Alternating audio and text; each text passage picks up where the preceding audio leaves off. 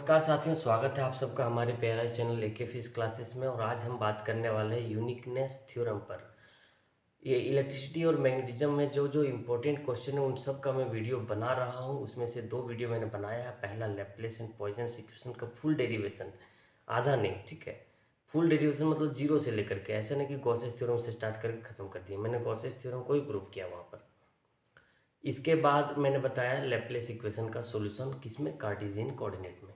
और आज मैं बताने वाला हूँ यूनिकनेस थ्योरम। और ये यूनिकनेस थ्योरम क्या बताता है कि लैप्लेस इक्वेशन का सिर्फ और सिर्फ एक ही सॉल्यूशन रहता है।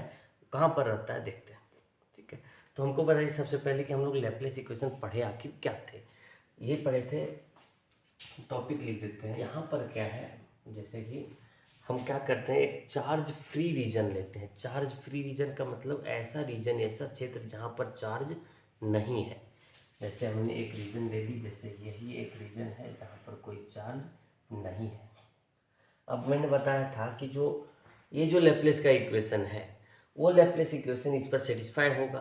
तो कहा जाता है कि एक ऐसा रीजन, एक ऐसा क्षेत्र जहाँ पर चार्ज नहीं है, जिसके अंदर चार्ज नहीं है, एक एरिया है, एक सरफेस है, वॉल्यूम है, लेकिन उसके अंदर चार्ज नहीं है, तो ऐसा क्षेत्र में क्या होगा, लैप्लेस इक्वेशन का सिर्फ और सिर्फ एक सॉल्यूशन होगा। सिर्फ और सिर्फ एक ही सॉल्यूशन होगा। और उसी को, ये एक को बोलते यूनिक, इसीलिए उसका नाम दिया गया यूनिकनेस थ्योरम, ठीक है। तो यहाँ पर हमको क्या करना है, यूनिकनेस थ्योरम को पढ़ना है, जो कि ये रहा। तो यूनिकनेस थ्योरम में हम लोग को क्या जानना, हम लोग को यही इसका प्रूफ करना है कि यूनिकनेस क्यों होता है। तो हमने यही कहा था भैया कि अगर कोई आदमी कहता है कि मैं मटन नहीं खाता, उसको ज़बरदस्ती एक दिन मटन खिला दो, इसके बाद दूसरा दिन कहना कि क्या आपने मटन खाया, कहेगा हाँ खा लिया, है ना। मतलब ज़बरदस्ती नहीं खिलाना, मारपीट हो जाएगा, उस पर थोड़ा ध्यान दे करके, है ना। लेकिन क्या है कि ऐसा अगर हम कर सकते हैं तो वही हम यहाँ करेंगे कि ये थ्योरम कहता है कि सिर्फ और सिर्फ एक सॉल्यूशन होगा। हम कहेंगे नहीं, एक सॉल्यूशन नहीं, दो सॉल्यूशन है। और बाद में उसको क्या करेंगे, दोनों को बराबर करना चाहेंगे, ठीक है। ये वही बात हो गई जिस तरह दसवां हम लोग करते थे 10th क्लास में कि √5 एक अपरिमेय संख्या है, एक इरेशनल नंबर है, ठीक है। उसको प्रूव कीजिए। तो सबसे पहले क्या मानते थे कि √5 एक रैशनल नंबर है, और उसको p/q में लाते थे, फिर कुछ कैलकुलेशन करते थे, फिर कहते थे कि नहीं भैया ऐसा गलत बात है, मतलब ये गलत बात है ना, इसीलिए ऐसा नहीं होगा, जो हम माने वो गलत माने थे। तो वही अपन यहाँ भी करने वाले हैं। यहाँ भी क्या करेंगे, यूनिकनेस थ्योरम में मैंने मान लेने हैं कि किसी भी चार्ज फ्री रीजन में क्या है कि दो सॉल्यूशन है। लैप्लेस इक्वेशन का कितना सॉल्यूशन है, दो सॉल्यूशन। और वो दोनों कौन कौन सा है, एक है V1, एक है V2। इसका नोट्स चाहिए, बहुत अच्छा लग रहा है, नोट्स चाहिए, नोट्स चाहिए, हाँ हाँ हाँ, बोलो बोलो बोलो, नोट्स चाहिए तो कमेंट करो भैया। और मेरा व्हाट्सएप नंबर स्क्रीन पर दिख रहा है, उस पर जाओ, वहाँ पर आपको नोट्स मिल जाएगा, ठीक है। लेकिन ग्रुप में ज़रूर जुड़ना होगा, बता दे रहे हैं, क्योंकि ग्रुप में रहिएगा तो आपको सेमेस्टर 2 से लेकर के सेमेस्टर 6 तक बिना ट्यूशन के पास कर सकते हैं आप, ठीक है। बिना किसी ट्यूशन के आप कंपटीशन का भी तैयारी करते हैं तो आराम से करते रह जाइएगा, और इधर ट्यूशन भी चलते रह जाए, ठीक है। तो उसके लिए आपको मेरे व्हाट्सएप ग्रुप में जुड़ना होगा सेमेस्टर 2 का। इस वीडियो को लिंक में सेमेस्टर 2 के व्हाट्सएप ग्रुप का नंबर मैं दे देता हूँ, ठीक है। लिंक दे देता हूँ, नंबर नहीं, लिंक, क्या लिंक दे देता हूँ, ठीक है। तो स्टेटमेंट आपको समझ में आ गया होगा कि एक ऐसा हम रीजन लेते हैं, क्षेत्र लेते हैं, जिसका अपना कुछ एरिया है, सरफेस एरिया है, वॉल्यूम है, लेकिन उसके अंदर क्या है, चार्ज नहीं है। तो जब चार्ज नहीं है उसके अंदर, तो वहाँ पर जो लैप्लेस का इक्वेशन होगा, लैप्लेस का इक्वेशन, उस इक्वेशन का सिर्फ और सिर्फ एक ही सॉल्यूशन होगा, जिसको यूनिक सॉल्यूशन कहते हैं, ठीक है। और उस यूनिक सॉल्यूशन को हमको प्रूफ करने के लिए क्या करना पड़ेगा, सबसे पहले दो सॉल्यूशन मानना पड़ेगा। तो क्या करेंगे, let V1 and V2 are the solution of Laplace equation in the given boundary condition, ठीक है। तो यहाँ पर हमने लिखा let V1 and V2 are two, क्या, two solution of Laplace equation. इसका इक्वेशन बच्चा लोग, Laplace equation in given boundary condition, in given boundary condition, जो भी बाउंड्री कंडीशन है उसके अंदर, ठीक है, कंडीशन, ठीक है, इसको मिटा देते हैं अभी क्योंकि इसका ज़्यादा रोल मेरे पास नहीं है। ठीक है, तो जब मैंने इसको क्या करने हैं, गिवन बाउंड्री कंडीशन में मैंने इसको करते क्या बोलते हैं, ले ली है V1 और V2। तो बताइए कि लैप्लेस का इक्वेशन होता है लैप्लेसियन ऑफ V इक्वल्स टू 0। इसका मतलब इसके अंदर अगर दो सॉल्यूशन है तो लैप्लेस के इक्वेशन को भी सेटिस्फाइड करेगा, जरूर करेगा, क्योंकि इसके अंदर क्या है, दो सॉल्यूशन है, तो ये क्या करेगा, लैप्लेस के इक्वेशन को सेटिस्फाई करेगा। और लैप्लेस का इक्वेशन क्या क्या है, एक है V1 इक्वल टू 0 और एक हो जाएगा लैप्लेसियन ऑफ V2 इक्वल टू 0। बोलिए किसी को कोई दिक्कत नहीं है, अब जहाँ पर बैठे वहीं पर बोलिए कि दिक्कत नहीं है, तब आगे बढ़ेंगे। ठीक है, चलिए आई आपको आपने बोल चुका होगा। क्या मैंने कहा कि V1 और V2 दो सॉल्यूशन है इस क्षेत्र में, तो इस क्षेत्र में लैप्लेस का इक्वेशन लगता है जो कि है लैप्लेसियन ऑफ V इक्वल टू 0। तो अगर हमने यहाँ पर दो सॉल्यूशन लिया है कि V1 और एक लगे V2, तो वो इस क्षेत्र के अंदर क्या करेगा, सेटिस्फाई करेगा, इसीलिए V1 square V2 square equal to 0 मैंने लिख दिया, कोई दिक्कत किसी को नहीं होगा। ठीक है, अब बताइए हमने एक ये भी चीज मान लिया कि VD जो है ना वो पोटेंशियल डिफरेंस है। क्या है बच्चों, पोटेंशियल डिफरेंस है इस बाउंड्री कंडीशन या तो इस सरफेस के अंदर। और पोटेंशियल डिफरेंस कितना होता है, V2 माइनस V1 होता है। कितना होता है, V2 माइनस V1 होता है। अब हम क्या कर रहे हैं, दोनों तरफ लैप्लेस ऑपरेटर को लगा रहे हैं, लैप्लेसियन लगा रहे हैं। तो यहाँ पर क्या हो जाएगा, देखिए इस तरह से हो जाएगा कि नहीं हो जाएगा भैया, बोलिए, V1 है ना, यहाँ पर भी लगाए, यहाँ पर भी लगाए, यहाँ पर भी लगाए। अब बताइए क्या delta square V2 equal to 0 है, बिल्कुल भैया जी 0 है। माइनस क्या delta square V1 equal to 0 है, यस। तो यहाँ पर बताइए डेल्टा स्क्वायर VD जिसको लैप्लेसियन ऑफ VD इक्वल टू कितना आ गया, लैप्लेसियन ऑफ VD इक्वल टू आ गया 0, जो कि मैं सबसे नीचे यहाँ पर लिख दे रहा हूँ। बोलिए किसी को कोई दिक्कत है क्या, एक शंख फूक दो पंडित जी के जैसा, क्योंकि हमने एक सेशन को पार कर लिया। ठीक है, कोई दिक्कत नहीं, बच्चों को दिखाई देना ही सबसे बड़ी धर्म है ना। मैंने यहाँ तक का कैलकुलेशन में किसी को कोई दिक्कत है तो बताओ भैया, कमेंट बॉक्स में कमेंट करो। ठीक है, यहाँ तक समझ में आ गया। सबसे पहले मैं रिमाइंडर बार बार करते जा रहा हूँ कि मैंने V1 और V2 दो सॉल्यूशन लिया है एक लैप्लेस इक्वेशन का। तो जब मैंने लैप्लेस इक्वेशन का दो सॉल्यूशन लिया तो उसको सेटिस्फाइड भी करेगा, सेटिस्फाइड कर गया। अब कर गया, मैंने क्या क्या, VD जो है सो पोटेंशियल डिफरेंस है यहाँ पर और यहाँ पर, मान लो दो सॉल्यूशन है तो इसका बीच का जो डिफरेंस है वो क्या, वो पोटेंशियल डिफरेंस हुआ। एक्चुअल में यहाँ जो V होता है ना वो पोटेंशियल डिफरेंस ही होता है, पिछले वीडियो में आपने देखा होगा, है ना। तो यहाँ पर VD इक्वल टू क्या लिखा मैंने, V2 माइनस V1, दोनों तरफ लैप्लेसियन ऑपरेटर लगा दिए और मैंने बताया कि इसका वैल्यू यहाँ पर 0 है और इसका वैल्यू यहाँ पर 0 है। तो 0 माइनस 0, 0 में से 0 चल गया तो बचा 0। यहाँ तक का किसी को कोई दिक्कत नहीं होगा। आई होप यहाँ तक आपने समझा होगा। अब आगे आगे हम लोग चलते हैं दूसरे तरफ। ठीक है, अब हम क्या करते हैं, जैसे यहाँ पर कंसिडर करते हैं कि कोई एक वेक्टर है A, क्या है, कोई वेक्टर A है। ठीक है, अपने से मान लेते हैं कोई वेक्टर है यहाँ पर A है। ठीक है, A, ठीक है, और वो जो है सो पोटेंशियल का ही है। क्या है, मतलब पोटेंशियल का ही एक कंपोनेंट टाइप में एक वेक्टर है जिसको हमने कहा A। ठीक है, तो ये क्या है, वेक्टर पोटेंशियल है। ठीक है, और इससे जो मतलब जितना एरिया लिए हैं हम यहाँ पर वो कितना है, S। ठीक है, और जो वॉल्यूम घेरेगा वो कितना है, V है टोटल का। ठीक है, तो बताइए क्या गॉस डाइवर्जेंस थ्योरम से हम लोग ऐसे लिख सकते हैं, गॉस डाइवर्जेंस थ्योरम, है ना बच्चों लोग, डाइवर्जेंस थ्योरम आपने पढ़ा हो। गॉस डाइवर्जेंस थ्योरम कहाँ पर, सेमेस्टर 1 में। गॉस डाइवर्जेंस थ्योरम आपको 12th में नहीं पढ़ना था। ठीक है, ICSE बोर्ड के होंगे तो आप पढ़े होंगे। गॉस डाइवर्जेंस थ्योरम से आपने ये पढ़ा होगा कि गॉस डाइवर्जेंस थ्योरम क्या करती है, वॉल्यूम इंटीग्रल को कन्वर्ट करती है सरफेस इंटीग्रल में। ठीक है, तो और वॉल्यूम इंटीग्रल को सरफेस में इंटीग्रल में कन्वर्ट करने के लिए क्या करना पड़ता है, वॉल्यूम जो रहता है उसको डिफ्रेंशिएट करना पड़ता है। और वहाँ पर हम लोग क्या करते हैं,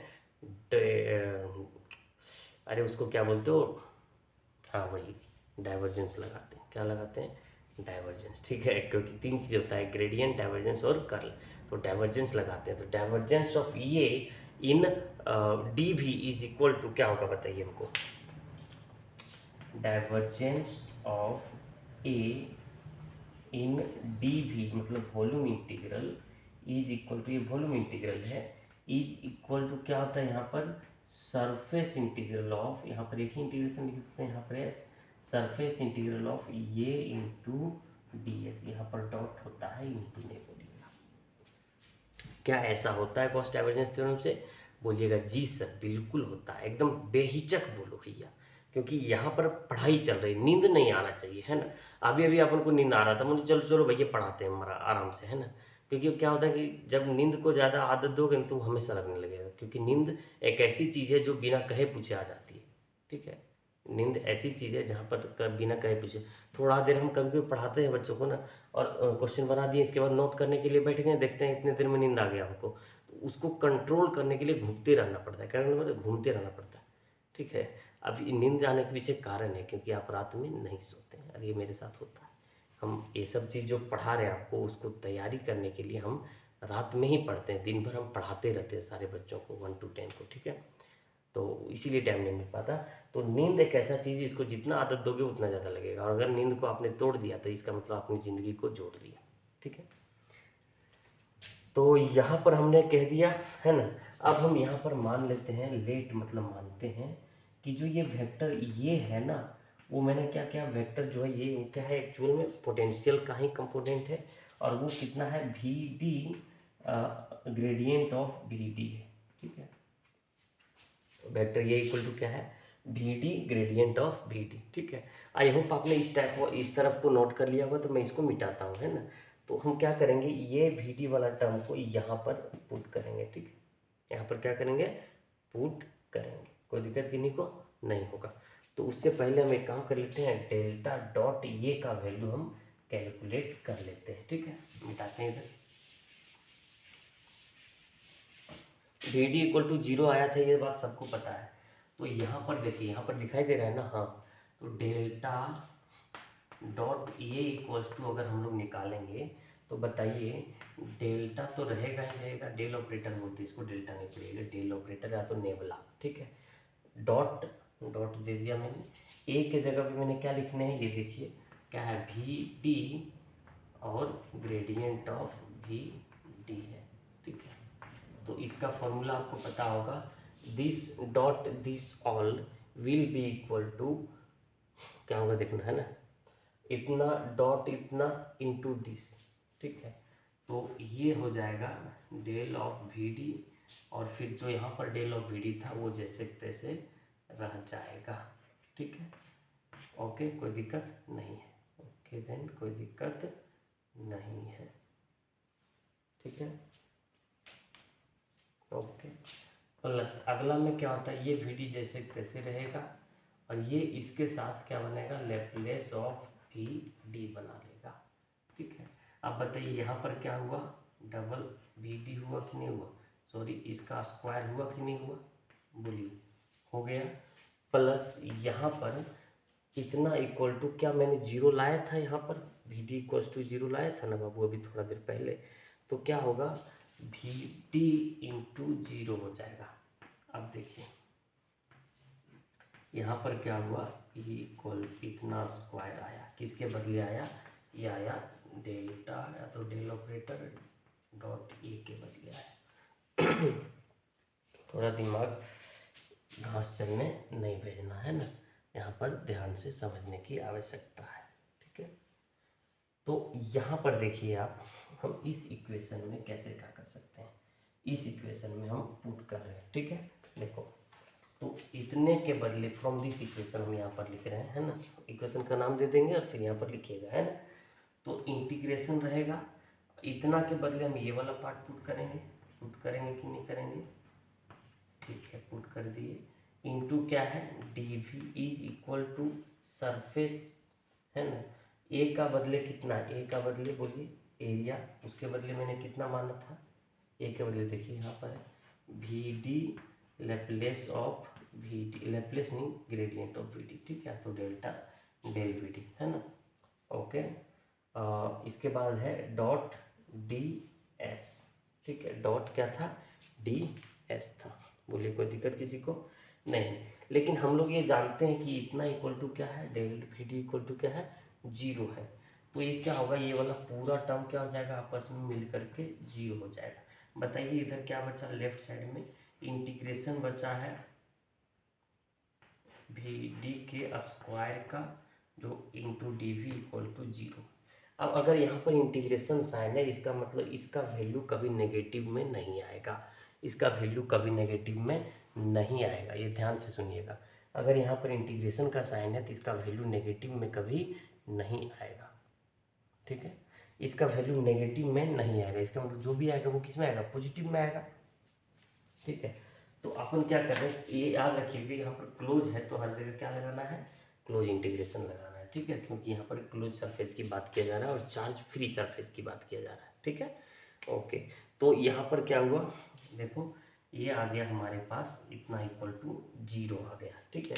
अब वॉल्यूम तो जीरो हो नहीं सकता, तो क्या होगा, ये वाला टर्म इक्वल टू जीरो होगा। तो यहाँ पर देखिए आ गया हमारे पास V D equal to zero और इसके स्क्वायर का, ठीक है। अब हमने क्या करने हैं, यहाँ दिखाई दे रहा है ना, तो इधर हम लिखेंगे यहाँ से, है ना, यहाँ से इधर लिख रहे हैं। देखिए V D equal to zero होगा, इसका मतलब del V D equal to zero होगा। और ये कितना था, तो ये था V two minus V one equal to zero था, ठीक है।